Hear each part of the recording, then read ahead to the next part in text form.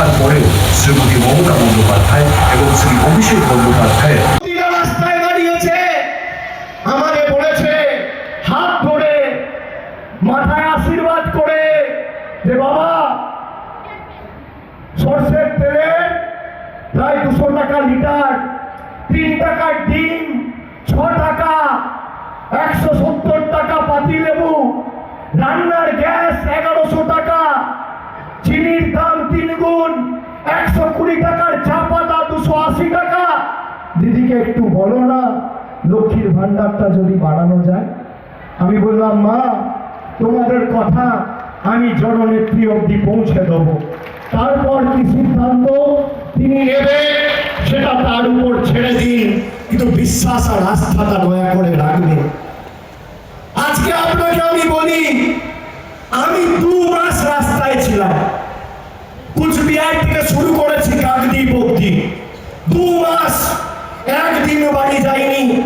ঘর পরিবার, মা বাবা, ছেলে মেয়ে, বাচ্চা, সংসার সব ছেড়ে মানুষকে কথা দিয়েছিলাম নিজের অধিকার সামনে রেখে ভোট দিন, আপনার অধিকার থেকে আপনাকে কেউ বঞ্চিত করবে না। আপনারা 100 দিনের টাকাকে সামনে রেখে ভোট দিয়েছিলেন। আজকে মায়েরা, দাদারা হাত তুলে বলুন 100 দিনের টাকা পেয়েছেন কিনা, বলুন পেয়েছেন কিনা। আমি বলেছিলাম নিজের অধিকারকে সামনে রেখে ভোট দিতে, আপনারা নিজের অধিকারকে সামনে রেখে ভোট দিয়েছেন, আপনারা টাকা পেয়েছেন। এটাই মানুষের শক্তি। আপনাদের মধ্যে যারা বসে আছে তারা নিজেদের ওজন আপনারা নিজেরা জানেন না।